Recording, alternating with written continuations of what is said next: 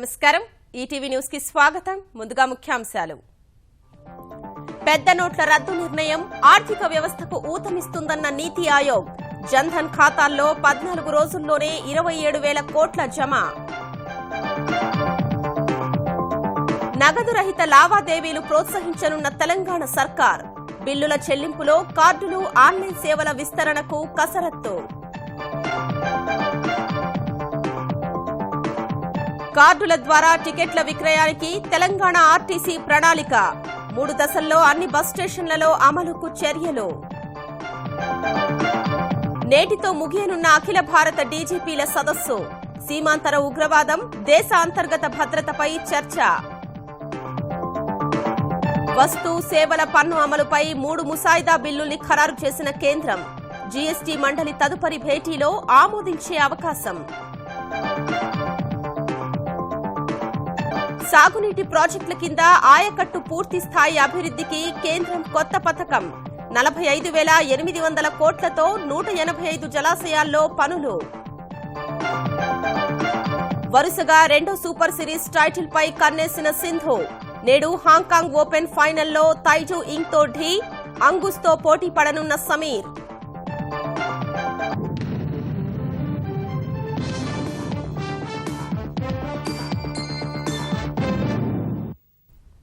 పెద్ద నోట్ల రద్దు ఆర్థిక లావాదేవీలపై పరిమితుల దృష్ట్యా తెలంగాణలో నగదు రహిత ఆన్లైన్ లావాదేవీలకు ప్రభుత్వం సిద్దమవుతోంది ప్రజా వినియోగ అవసరాల బిల్లుల్ని ఆన్లైన్ ద్వారా స్వీకరించాలని భావిస్తోంది తొలి దశలో ప్రయోగాత్మకంగా కొన్ని ప్రాంతాల్లో అమలు చేసి వాటి ఫలితాల ఆధారంగా రాష్ట్ర వ్యాప్తంగా విస్తరించేలా ప్రణాళికలు రూపొందిస్తోంది పెద్ద నోట్ల రద్దు అనంతరం ఎదురవుతున్న ఆర్థిక ఇబ్బందులను అధిగమించే దిశగా తెలంగాణ సర్కార్ కసరత్తులు ప్రారంభించింది నోట్ల ఇక్కట్ల నుంచి బయటపడేందుకు ఆన్లైన్ సేవలను ఎక్కువగా ఉపయోగించుకోవాలని రాష్ట్ర ప్రభుత్వాలకు కేంద్రం సూచించిన నేపథ్యంలో నగదు రహిత లావాదేవీలను ప్రోత్సహించేందుకు తెలంగాణ సర్కార్ సిద్దమవుతోంది ఇటీవల తెలంగాణలో క్షేత్రస్థాయి పరిస్థితులను అధ్యయనం చేసిన కేంద్ర బృందం సైతం ఇదే అంశాన్ని ప్రధానంగా ప్రస్తావించింది అన్ని రకాల ఆర్థిక లావాదేవీలను ఆన్లైన్ డెబిట్ క్రెడిట్ కార్డులు మొబైల్ అప్లికేషన్ల ద్వారా జరిపేలా ప్రభుత్వం ప్రణాళికలు సిద్దం చేస్తోంది ఇందుకు సంబంధించిన అంశాలపై ఆర్థిక శాఖ అధికారులు కసరత్తు చేస్తున్నారు ప్రభుత్వ శాఖలకు ప్రజలు చేసే వివిధ రకాల చెల్లింపులను పూర్తిగా నగదు రహితంగా చేయాలని సర్కారు యోచిస్తోంది విద్యుత్ నల్లా తదితర బిల్లులన్నింటినీ ఆన్లైన్ కార్డులు మొబైల్ అప్లికేషన్స్ ద్వారా స్వీకరించాలని భావిస్తోంది మీ సేవా కేంద్రాల్లోనూ నగదు రహిత లావాదేవీలను ప్రోత్సహించేలా చర్యలు ప్రారంభించింది ఇందుకు అవసరమయ్యే పాయింట్ ఆఫ్ సేల్ యంత్రాలను కొనుగోలు చేయడం లేదా లీజుకు తీసుకోవలసి ఉంటుంది తొలి దశలో ప్రయోగాత్మకంగా 1-2 ప్రాంతాలను ఎంపిక చేసి నగదు రహిత లావాదేవీలను ప్రారంభించేందుకు సన్నద్దమవుతోంది వాటి ఫలితాల ఆధారంగా తెలంగాణ వ్యాప్తంగా ఆన్లైన్ లావాదేవీలను విస్తరించేలా కార్యాచరణ రూపొందిస్తోంది నగదు రహిత లావాదేవీలపై ప్రజల్లో విస్తృతంగా అవగాహన కల్పించడంపైనా తెలంగాణ సర్కార్ దృష్టి సారించింది గ్రామీణ ప్రాంతాల్లో ఎదురయ్యే సమస్యలను పరిష్కరించే మార్గాలను అన్వేషిస్తోంది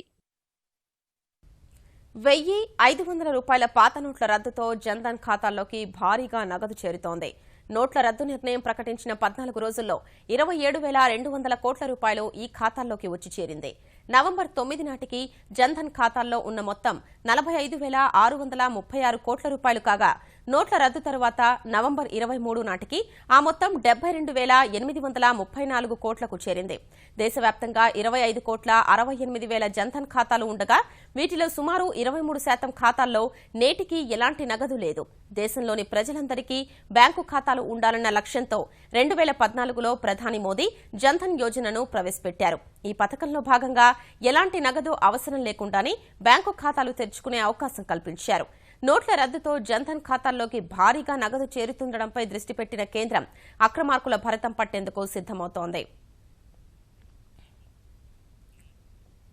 పెద్ద నోట్ల రద్దు నిర్ణయం సాహసోపేతమైన చర్య అని ఇది దేశ ఆర్థిక వ్యవస్థను బలోపేతం చేస్తుందని నీతి ఆయోగ్ ముఖ్య కార్యనిర్వహణాధికారి అమితాబ్ కాంత్ అభిప్రాయపడ్డారు నల్లధనాన్ని కట్టడి చేస్తే ఆర్థిక వ్యవస్థ గాడిలో పడుతుందని తద్వారా వృద్ధి రేటు 9 నుంచి 10% చేరుతుందని ఢిల్లీలో ఛాంబర్ ఆఫ్ కామర్స్ నిర్వహించిన ఒక కార్యక్రమంలో ఆయన వ్యాఖ్యానించారు నల్లధనాన్ని అరికడితే బ్యాంకుల్లో నిధులు పెరిగి వడ్డీ రేట్లు తగ్గుముఖం పడతాయని వివరించారు దేశంలో మార్కెట్ సంస్కరణలు ప్రవేశపెడితేనే ఆర్థిక ఫలాలు పేద ప్రజలకు చేరువవుతాయని ఆయన వ్యాఖ్యానించారు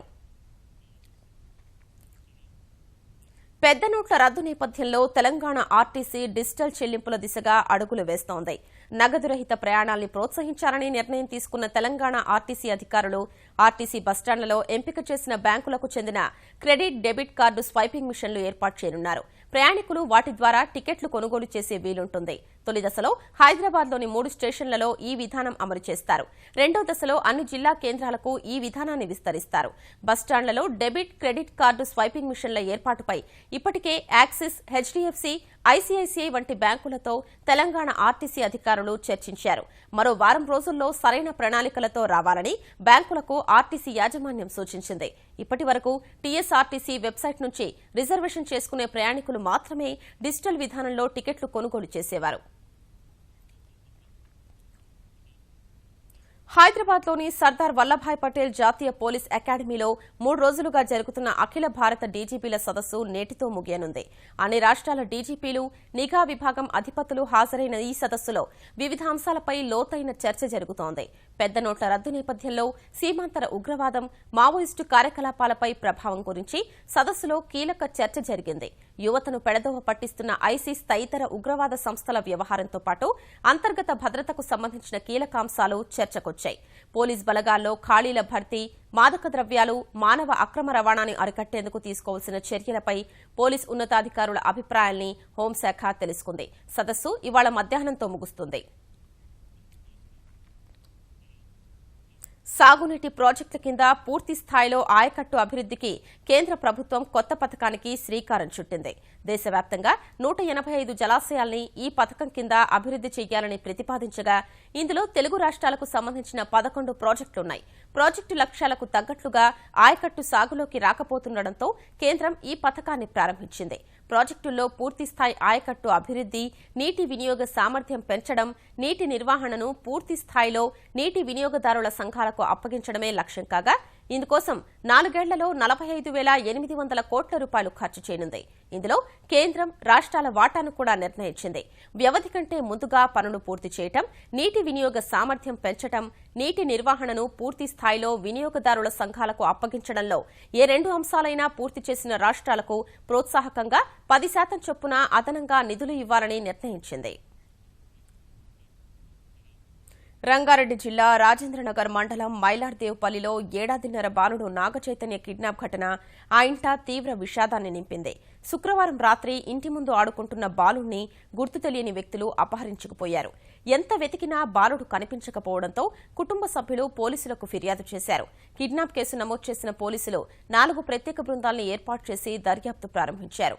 సీసీటీవీ ఫుటేజీ ద్వారా బాలుణ్ణి అపహరించిన కవిత అనే మహిళను గుర్తించిన పోలీసులు ఆమెను అదుపులోకి తీసుకుని విచారించగా డబ్బుల ఆశతోనే నాగచైతన్యను కిడ్నాప్ చేసినట్లు వెల్లడించింది. బాలుడి కోసం వెతుకుతున్న క్రమంలోనే ఒక్కగానొక్క కుమారుడు కనిపించకపోవడంతో తీవ్ర మనోవేదనకు గురైన తండ్రి నరేందర్ శనివారం ఉదయం గుండెపోటుతో చనిపోయాడు. ఓ పక్క భర్త మృతదేహం, మరో పక్క కళ్ల ముందుకొచ్చిన కుమారుణ్ణి చూస్తూ ఆ తల్లి పడిన బాధ అందరినీ కలచివేసింది. ఆలకుంట రాము అనే అతను లేబర్ కాంట్రాక్టర్గా బాంటియా ఫర్నిచర్ షాప్లో పనిచేస్తాడు. ఆ కాంట్రాక్టర్ కింద ఈ కవిత పనిచేస్తాడు. ఆలకుంట రాముకు 3 మా కూతుర్లే. కొడుకు కావాలనే ఆకాంక్షతోని నాకు ఎక్కడికైనా నాకు ఆ మగపిల్లగాన్ని దత్తత కన్నా కానీ ఇక్కడ తీసుకొచ్చి ఇస్తే నేను డబ్బులు ఇస్తానే ఉద్దేశంతో అతను చెప్పడం జరిగింది. 20,000కు బేరం చేసుకుని కవిత ఈ పిల్లోని ఎత్తుకపోవడం జరిగింది. 7 అవర్స్లోనే మాకు క్లూ వచ్చింది.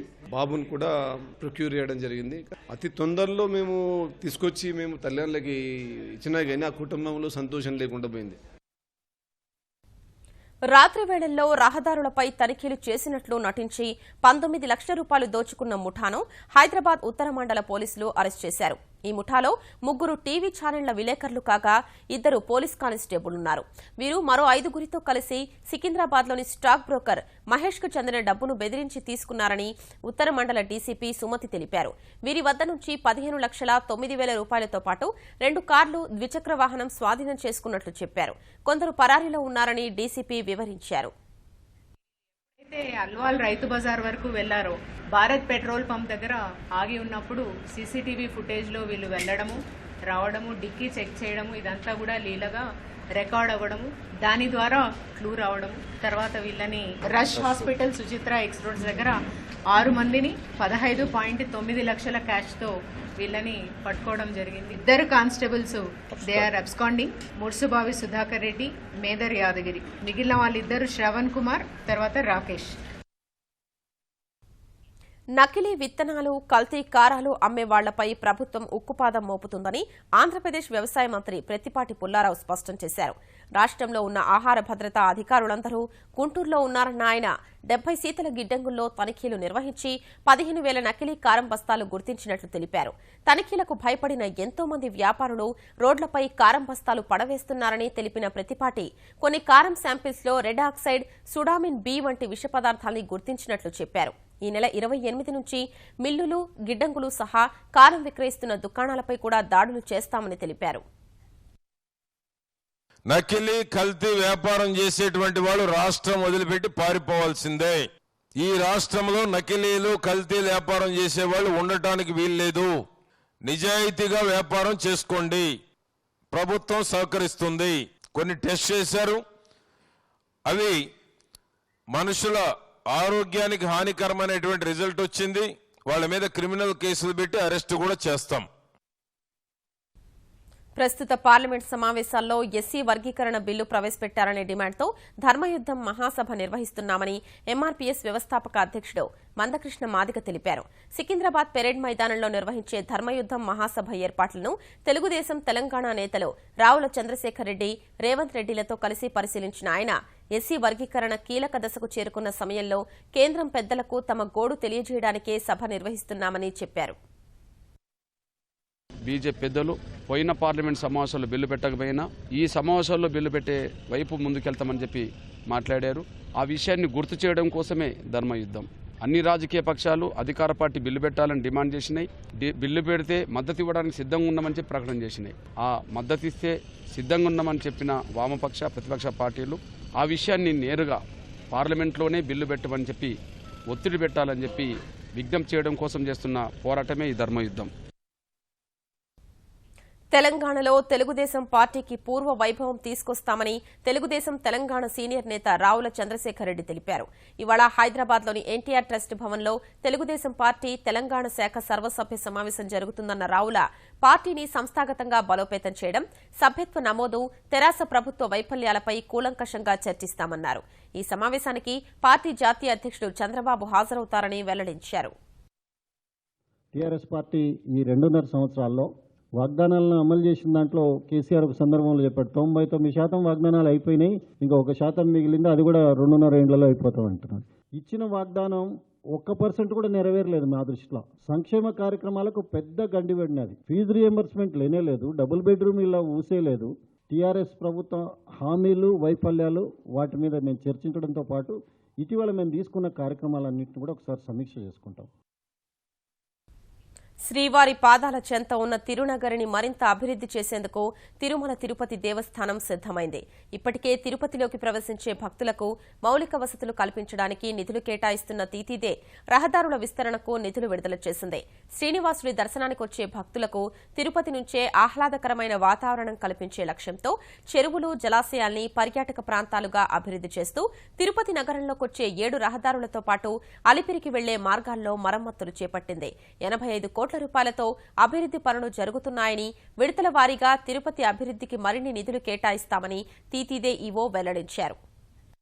తిరుపతికి సంబంధించి 20 కోట్ల రూపాయలు మనం రహదారులకి నుంచి ఖర్చు పెట్టబోతా ఉన్నాం. ఇవే కాకుండా 42 కోట్లతో బర్డ్ హాస్పిటల్ అభివృద్ధి, 61 కోట్లతో స్విమ్స్ హాస్పిటల్ అభివృద్ధి, ఇవన్నీ కూడా చేపడతా ఉన్నాం.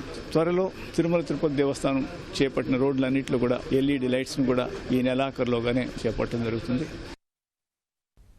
నోట్ల మార్పిడి వలన కొంత సమస్య ఉన్నా భవిష్యత్తులో అంతా మంచే జరుగుతుందని కేంద్ర మంత్రి సుజనా చౌదరి వ్యాఖ్యానించారు.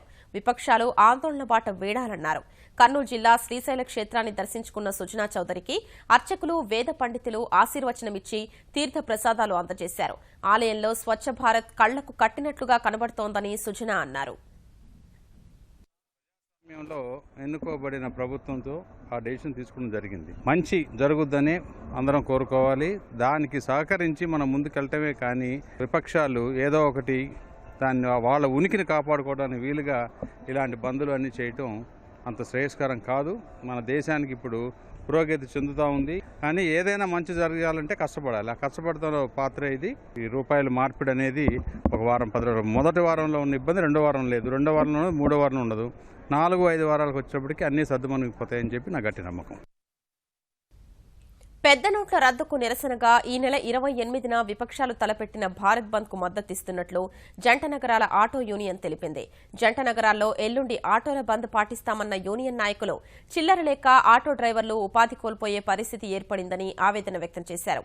నోట్ల రద్దుపై కేంద్రం దిగిరాకుంటే ఆందోళన ఉధృతం చేస్తామని ఐకాస నేత అమానుల్లా ఖాన్ హెచ్చరించారు. సామాన్యునికి నల్లధనంతో ఎలాంటి సంబంధం లేదు. ఈ సామాన్యునికి తర్వాత అమాయకులకు ఈ ప్రభుత్వం నానా ఇబ్బందులు వేధింపులు కలిగిస్తుంది. ఇప్పుడు ప్రతిపక్షాలు డిమాండ్ చేస్తున్నాయి. ఆ డిమాండ్ మద్దతుగా మేము కూడా ఒక రోజు సమ్మె చేయబోతున్నాము. ఒకవేళ సమ్మెతో కేంద్ర ప్రభుత్వం దిగి రాకపోతే మేము ఆందోళనను ఉధృతం చేస్తామని. తిరుచానూరు శ్రీ పద్మావతి అమ్మవారి కార్తీక బ్రహ్మోత్సవాలు ఘనంగా ప్రారంభమయ్యాయి. వాహన సేవల్లో భాగంగా తొలి రోజు అమ్మవారు పరిమళ భరిత పూలమాలలతో అందంగా అలంకరించిన చిరశేష వాహనంపై చిరునగవులు చిందిస్తూ భక్తులకు నయనానందం కలిగించారు. అమ్మవారిని దర్శించుకున్న భక్తులు దేవికి కర్పూర నీరాజనాలు సమర్పించారు. భజన బృందాలు, డప్పు వాయిద్యాలు, కోలాటాల నడుమ వాహన సేవ ముందుకు సాగింది. ఈ సందర్భంగా గోవిందనామ స్మరణతో తిరుచానూరు పరిసరాలు మారుమోగాయి. ఇవాళ ఉదయం అమ్మవారికి పెద్దశేష వాహన సేవ జరగనుంది.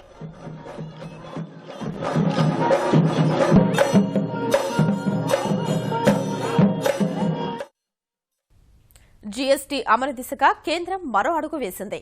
పార్లమెంటు ఆమోదించాల్సిన 3 బిల్లుల ముసాయిదాల్ని ఖరారు చేసి వాటిని బహిర్గతం చేసింది. వస్తు సేవల పన్ను విధానం అమలుతో రాష్ట్రాలకు నష్టం జరిగితే పరిహారం చెల్లించడంపై కేంద్రం మరింత స్పష్టత ఇచ్చింది. పరిహారాన్ని ప్రతి త్రైమాసికానికి ఒకసారి చెల్లించనున్నట్లు జీఎస్టీ పరిహార బిల్లు ముసాయిదాలో పేర్కొంది. అయితే ఏడాది మొత్తానికి జరిగే నష్టాన్ని కాగ్ ద్వారా లెక్కించి చెల్లించాల్సిన దానికన్నా ఎక్కువ లేదా తక్కువ పరిహారం అందిస్తే ఆ వ్యత్యాసాన్ని తదుపరి ఏడాదికి సర్దుబాటు చేయనున్నట్లు కేంద్రం తెలిపింది. ఇలా రాష్ట్రాలకు 5 ఏళ్లు పరిహారం చెల్లించేందుకు విలాస వస్తువులు, పొగాకు వంటి హానికారక వస్తువులపై అదనపు పన్ను వసూలు ద్వారా జీఎస్టీ పరిహార నిధిని కేంద్రం ఏర్పాటు చేయనుంది. 5 ఏళ్ల తర్వాత ఆ నిధిలో ఏమైనా సొమ్ము మిగిలితే అందులో సగం మొత్తాన్ని తీసుకోనున్న కేంద్రం మిగిలిన మొత్తాన్ని రాష్ట్రాలకు వస్తు సేవల పన్ను రూపేణా వచ్చిన ఆదాయం ఆధారంగా పంచనుంది. ఈ మేరకు కేంద్రం ఖరారు చేసిన జీఎస్టీ పరిహారం, కేంద్ర జీఎస్టీ, సమీకృత జీఎస్టీ బిల్లుల ముసాయిదాలపై జీఎస్టీ మండలి డిసెంబర్ 2, 3 తేదీల్లో జరిగే సమావేశంలో తుది నిర్ణయం తీసుకోనుంది. తరువాత ఆయా బిల్లుల్ని కేంద్రం పార్లమెంటు ముందుకు తీసుకురానుంది. పెద్ద నోట్ల రద్దుకు నిరసనగా వామపక్షాలు, మరికొన్ని పార్టీలు ఈ నెల 28న పిలుపునిచ్చిన భారత్ బంద్ కు తాము వ్యతిరేకమని తృణమూల్ కాంగ్రెస్, జేడీయూ, కాంగ్రెస్ ప్రకటించాయి. తాము కేవలం నిరసన ప్రదర్శన నిర్వహిస్తామని బంగాల్ ముఖ్యమంత్రి మమతా బెనర్జీ కోల్కతాలో తెలిపారు. బంద్ దృష్ట్యా ప్రజలకు ఎటువంటి ఇబ్బందులు లేకుండా ఏర్పాట్లు చేశామన్న మమత ఆ రోజు ఉద్యోగులంతా విధిగా కార్యాలయాల్లో ఉండాలని ఆదేశించారు. బంద్ కు మద్దతు ఇవ్వమని బీహార్ ముఖ్యమంత్రి నితీష్ కుమార్ తెలిపారు. ఈ మేరకు సీనియర్ నేతలతో సమావేశమైన నితీష్ కుమార్ ఇదే విషయాన్ని ఆర్జేడీ అధినేత లాలూ, బీహార్ కాంగ్రెస్ అధ్యక్షుడు అశోక్ చౌదరీలకు కూడా తెలియజేశారు. మరోవైపు బంద్ కు తాము పిలుపునివ్వలేదని లోక్సభలో కాంగ్రెస్ సభాపక్ష నేత మల్లికార్జున ఖర్గే స్పష్టం చేశారు. దేశవ్యాప్తంగా నిరసన ప్రదర్శన చేస్తామని ఆయన తెలిపారు. పెద్ద నోట్ల రద్దును అనేక విపక్షాలు వ్యతిరేకిస్తున్నప్పటికీ నమ్మిన సిద్ధాంతాలకు లోబడే తాను ఆ చర్యను సమర్థిస్తున్నారని జేడీయూ అధ్యక్షుడు, బీహార్ ముఖ్యమంత్రి నితీష్ కుమార్ స్పష్టం చేశారు.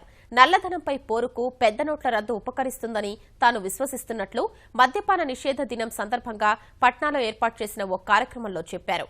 విపక్షాలకు భిన్నంగా తాను పెద్ద నోట్ల రద్దును సమర్థించడానికి భారతీయ జనతా పార్టీ అధ్యక్షుడు అమిత్ షాతో రహస్యంగా భేటీ కావడమే కారణమన్న కథనాల్ని నితీష్ తోసిపుచ్చారు. పెద్ద నోట్ల రద్దుకు తోడు బినామీ ఆస్తులపై ఉక్కుపాదం మోపడం, మద్యపానాన్ని నిషేధిస్తే నల్లధన రహిత భారతాన్ని నిర్మించవచ్చని బీహార్ ముఖ్యమంత్రి అభిప్రాయపడ్డారు.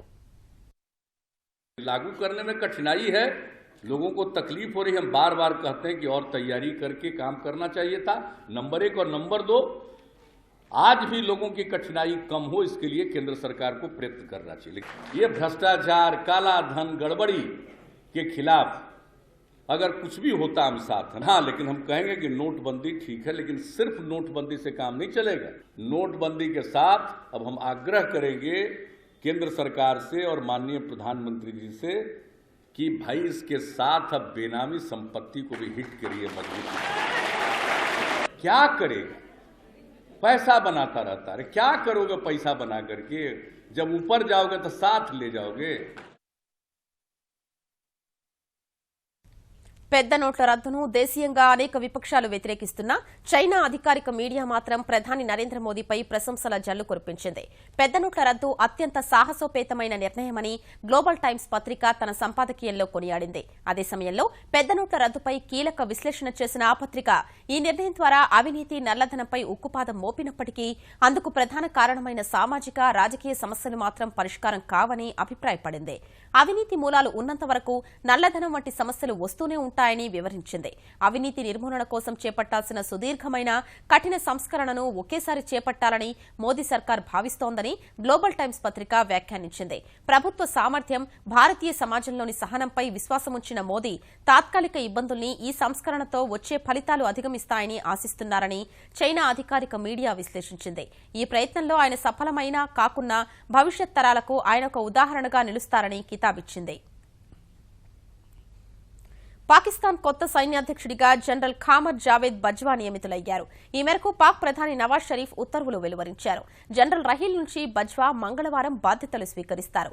రహీల్ పదవీ పొడిగింపును కోరుకోనందున కొత్త సైన్యాధ్యక్షుడి నియామకం అనివార్యమైంది. పాక్ ఆక్రమిత కశ్మీర్తో పాటు ఉత్తర ప్రాంతాల వ్యవహారాలపై జావేద్ బజ్వాకు మంచి పట్టుంది.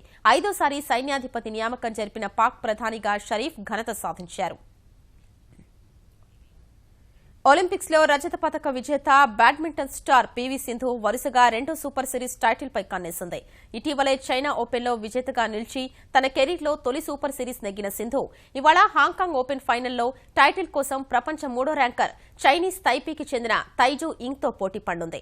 ఒలింపిక్స్ లో తైజూ ఇంగ్పై గెలుపొందిన ముఖాముఖి రికార్డులో సింధు 3-4 తేడాతో వెనుకంజలో ఉంది. తుదిపోరులో మెరుగైన ప్రదర్శన చూపడం ద్వారా హాంకాంగ్ ఓపెన్లో విజేతగా నిలవాలని సింధు కోరుకుంటోంది. ఈ టోర్నీ పురుషుల సింగిల్స్ ఫైనల్లోకి అనూహ్యంగా దూసుకెళ్లిన భారత ఆటగాడు సమీర్ వర్మ టైటిల్ కోసం ప్రపంచ 14వ ర్యాంకర్ అంగుస్తో పోటీ పడనున్నాడు. ఈటీవీ న్యూస్ సమాప్తం. నమస్కారం.